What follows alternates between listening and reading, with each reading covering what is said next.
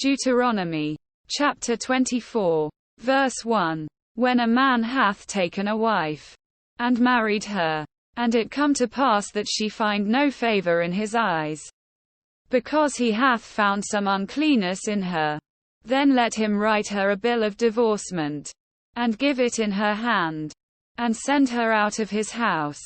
Verse 2.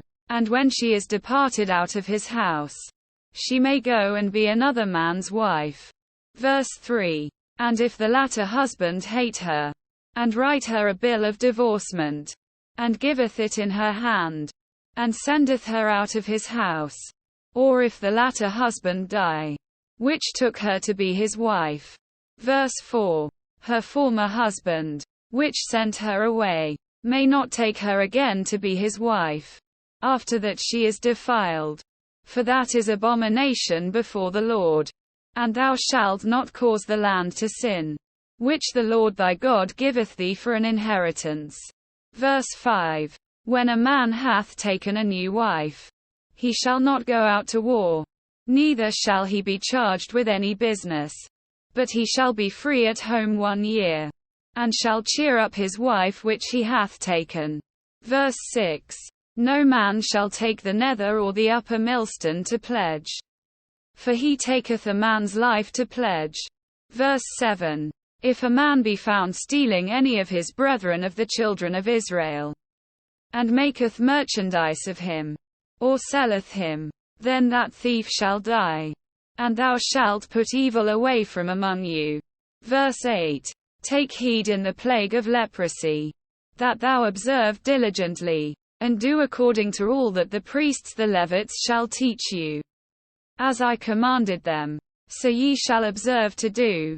Verse 9. Remember what the Lord thy God did unto Miriam by the way, after that ye were come forth out of Egypt. Verse 10. When thou dost lend thy brother anything, thou shalt not go into his house to fetch his pledge. Verse 11. Thou shalt stand abroad, and the man to whom thou dost lend shall bring out the pledge abroad unto thee. Verse 12.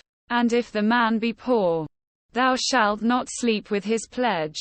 Verse 13. In any case thou shalt deliver him the pledge again when the sun goeth down, that he may sleep in his own raiment, and bless thee, and it shall be righteousness unto thee before the Lord thy God. Verse 14. Thou shalt not oppress an hired servant that is poor and needy, whether he be of thy brethren, or of thy strangers that are in thy land within thy gates. Verse 15.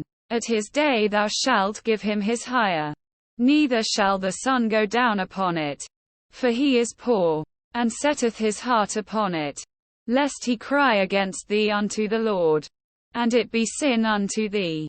Verse 16. The fathers shall not be put to death for the children, neither shall the children be put to death for the fathers. Every man shall be put to death for his own sin. Verse 17. Thou shalt not pervert the judgment of the stranger, nor of the fatherless, nor take a widow's raiment to pledge.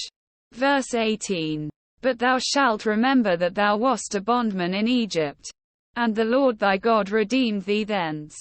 Therefore I command thee to do this thing.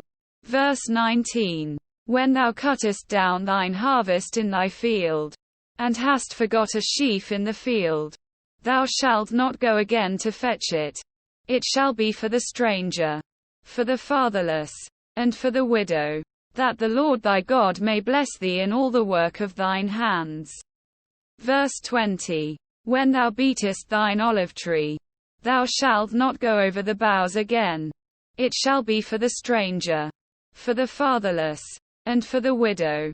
Verse 21. When thou gatherest the grapes of thy vineyard, thou shalt not glean it afterward. It shall be for the stranger, for the fatherless, and for the widow. Verse 22. And thou shalt remember that thou wast a bondman in the land of Egypt. Therefore I command thee to do this thing.